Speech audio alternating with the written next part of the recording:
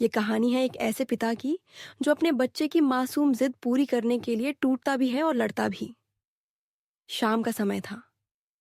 मुकेश काम से थक-हारा घर लौटा। दरवाजा खुलते ही उसका 4 साल का बेटा आयुष दौड़कर आया और बोला, पापा आप बाजार से मम्मी ले आओ, मुझे मम्मी से मिलना है। मुकेश सन्न रह गया। उसका गला भर आया। उसने बेटे को सीने से लगाकर कहा, बेटा मेरे पास पैसे नहीं हैं। बिना पैसों के मैं तुम्हारे लिए मम्मी कैसे लाऊं? ये सुनते ही आयुष की आंखें छलक गई। वो चुपचाप अंदर गया और थोड़ी देर बाद अपनी छोटी सी गुल्लक लेकर आया। गुल्लक उसके नन्हे हाथों में कांप रही थी, आंखों में आंसू थे। उसने गुल्लक पिता के हाथ पर रख दी और बोला, पापा पैसे तो मैंने इकट्ठा कर लिए हैं, आप ये ले लो और मुझे मम्मी लाकर दो। मुझे मम्मी की बहुत याद आती है। बच्चे की ये मासूमियत देखकर मुकेश का कलेजा चीर गया। उसकी आंखों से भी आंसू भर निकले। उसने सोचा, हे भगवान, इस नासमझ को कैसे समझाऊं कि माँ पैसों से नहीं आती। लेकिन बेटे की जिद और आंसू देखकर वो खुद टूट गया। कुछ देर चुप रहने के बाद उसने बेटे के गाल पोंछे और बोला, ठीक है बेटा, तुम जरा इंतजार करो, मैं अभी तुम्हारे लिए मम्मी लेकर आता हूं। आयुष की आंखों में चमक आ गई। उसने मासूम हंसी बिखेरते हुए कहा, सच पापा, आप अभी मम्मी लाओगे? मुकेश ने सिर हिलाकर हामी भर दी। भारी मन और कांपते कदमों से वो घर से बाहर निकल गया। बाहर निकलते ही उसकी आंखों से आंसू बहने लगे। गली के कोने पर खड़े होकर उसने आसमान की ओर देखा और मन ही मन कहा, हे भगवान, मुझे इतनी ताकत देना कि मैं अपने बेटे का दिल ना तोड़ूं, उसका बचपन मां के बिना उजड़ न जाए। मुकेश यादों में खो गया। उसे मोहिनी की मुस्कान याद आई। वो दिन याद आया जब शादी के बाद दोनों ने छोटे से घर को हंसी खुशी से सजाया था। उसे मोहिनी का वह चेहरा याद आया जब उसने पहली बार बेटे को गोद में उठाया था। और फिर याद आया वो मनहूस सुबह, जब मोहिनी हमेशा के लिए आंखें मूंद गई थी। मुकेश के मन में वो दृश्य ताजा हो गया।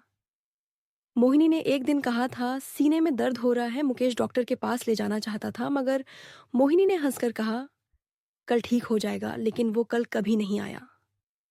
अगली सुबह वो बिस्तर से उठी ही नहीं। मोहिनी की सांसें थम चुकी थीं। उस दिन मुकेश की दुनिया उजड़ गई थी। मोहिनी की चिता की आग में सिर्फ उसका जीवन साथी ही नहीं बल्कि उसके घर की खुशियां भी जलकर राख हो गई।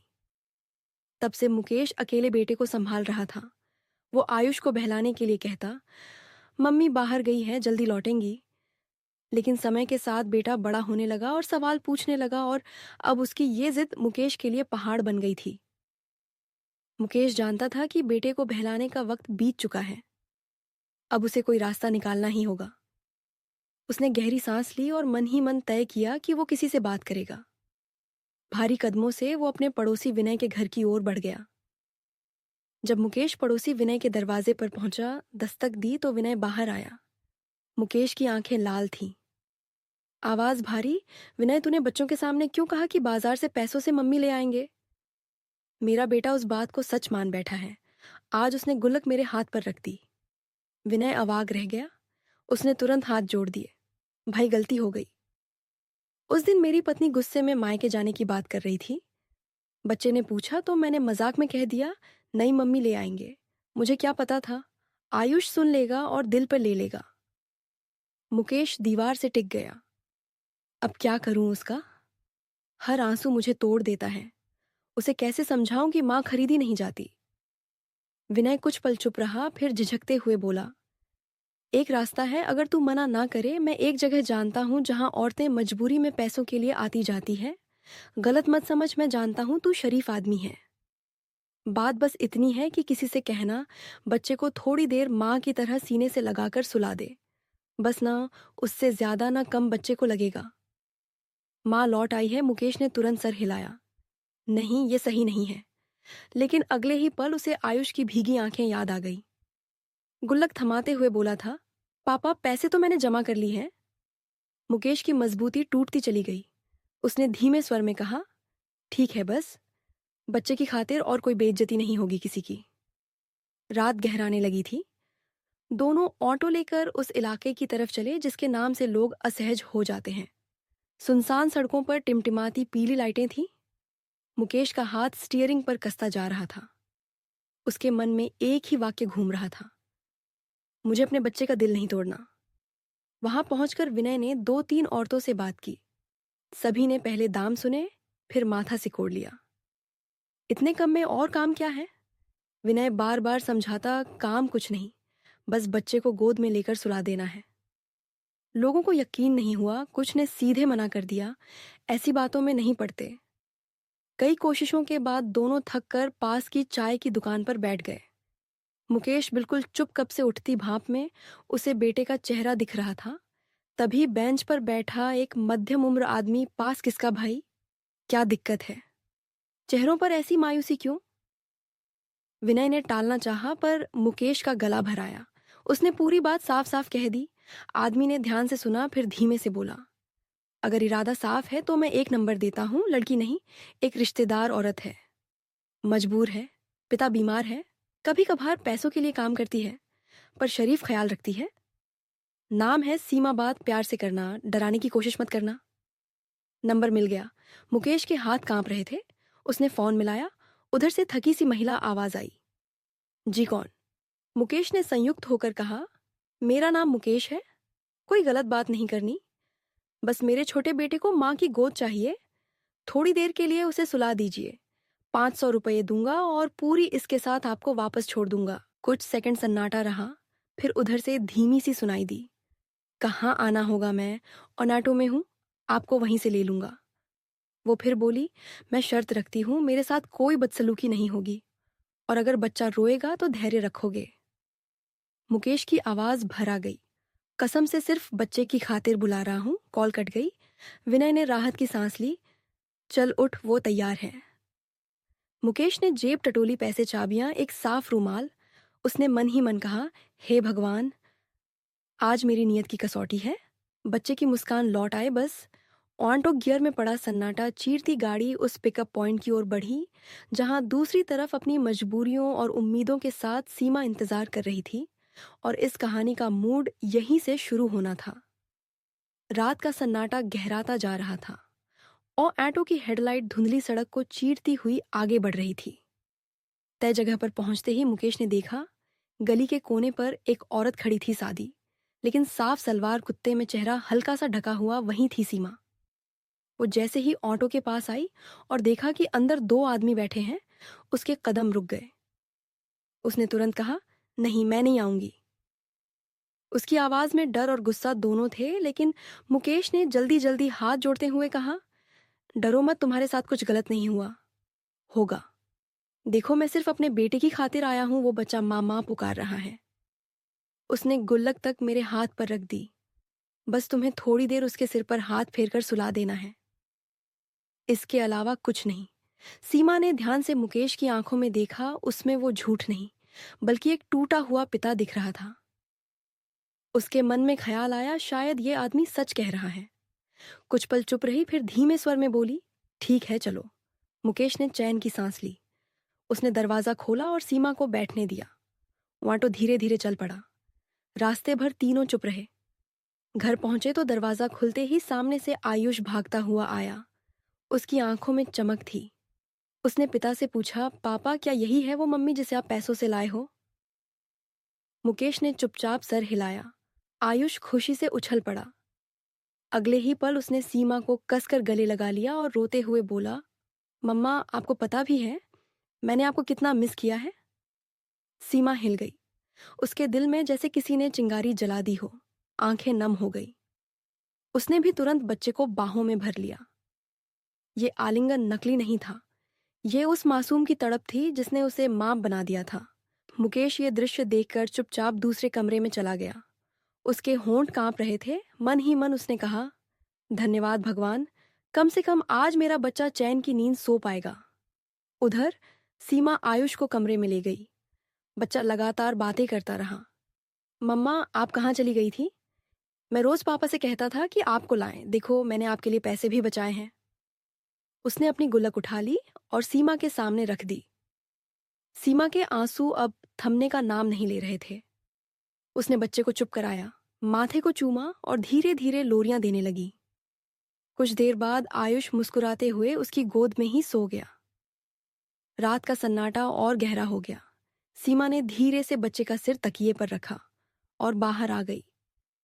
वहां मुकेश खड़ा इंतजार कर रहा था। उसने सिर झुकाकर कहा, आपका बेटा बहुत मासूम है। उसके आंसू देखकर मेरा दिल भी कांप गया।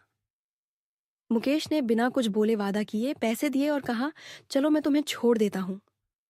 ओरंटो में वापस लौटते हुए दोनों चुप थे, पर सीमा का मन अजीब तरह से बेचैन था। जाते जाते उसने धीमी आवाज में कहा, अगर कभी दोबारा जरूरत पड़े तो बुला लेना। मैं आ जाऊंगी, क्योंकि उस बच्चे की मासूमियत ने मुझे अंदर तक छू लिया है। मुकेश ने हल्की सी नजर उठाई, मगर कुछ बोला नहीं। सीमा अपने गली के मोड़ पर उतर गई, लेकिन उस रात सीमा को नींद नहीं आई। आंखें मूंदते ही बार बार वही मासूम चेहरा सामने आ जाता। मम्मा, आपको पता है मैंने कितना मिस किया। कुछ दिन तक सब सामान्य रहा, लेकिन फिर वही पुरानी जिद आयुष के मन में जाग उठी। वो बार बार पापा से कहने लगा, पापा मुझे फिर से मम्मी चाहिए, आप उस दिन जैसी मम्मी फिर लेकर आओ। मुकेश पहले टालता रहा, लेकिन बेटे की आंसू भरी आंखों के सामने उसकी मजबूरी हार गई। उसने कांपते हाथों से सीमा को फोन किया।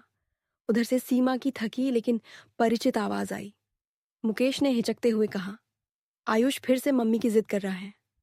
अगर तुम्हें दिक्कत ना हो तो आज आ जाओ। कुछ देर छुपी रही, फिर सीमा बोली, ठीक है मैं आ जाऊंगी। रात को सीमा घर पहुंची। इस बार आयुष और भी खुश था। दौड़ते हुए उसके गले से लिपट गया। बोला, मम्मा अब आप मुझे छोड़कर मत जाना। सीमा का दिल पिघल गया। उसने बच्चे को गोद में लेकर थपकिया दी और धीरे धीरे उसे सुला दिया। लेकिन आज कुछ नया हुआ। बच्चे को सुलाते सुलाते सीमा की भी आंख लग गई। जब मुकेश रात को कमरे में गया तो उसने देखा आयुष गहरी नींद में था और सीमा उसके पास बैठे बैठे खुद भी सो चुकी थी। उस दृश्य ने मुकेश को अंदर तक झकझोर दिया। उसके होठों पर अनजाने में हल्की मुस्कान आ गई। उसने सोचा, कितनी सहजता से ये औरत मेरे बेटे के लिए मां बन गई है। सुबह के 4 बजे मुकेश ने सीमा को धीरे से जगाया। उसने झेंपते हुए कहा, माफ करना, मैं सो गई थी। मुकेश ने बस इतना कहा, कोई बात नहीं, बच्चे को चांद की नींद मिली, मेरे लिए वही काफी है। उसने उसे पैसे दिए और ऑटो से वापस छोड़ आया। लेकिन अब हालात बदल चुके थे। ये एक बार का सिलसिला नहीं रहा। 10 दिन बाद, 15 दिन बाद, कभी कभी 1 महीने बाद, जब भी आयुष माँ की जिद करता, मुकेश सीमा को बुला लेता। धीरे धीरे आयुष के लिए सीमा सिर्फ मेहमान मम्मी नहीं रही, बल्कि सचमुच उसकी माँ जैसी बन गई। वो उसके साथ खेलता, बातें करता, उसे गले लगाकर सोता। और हैरानी की बात ये थी कि सीमा भी उस मासूम से गहरा लगाव महसूस करने लगी थी। कभी कभी तो वो पैसे लेने से भी मना कर देती।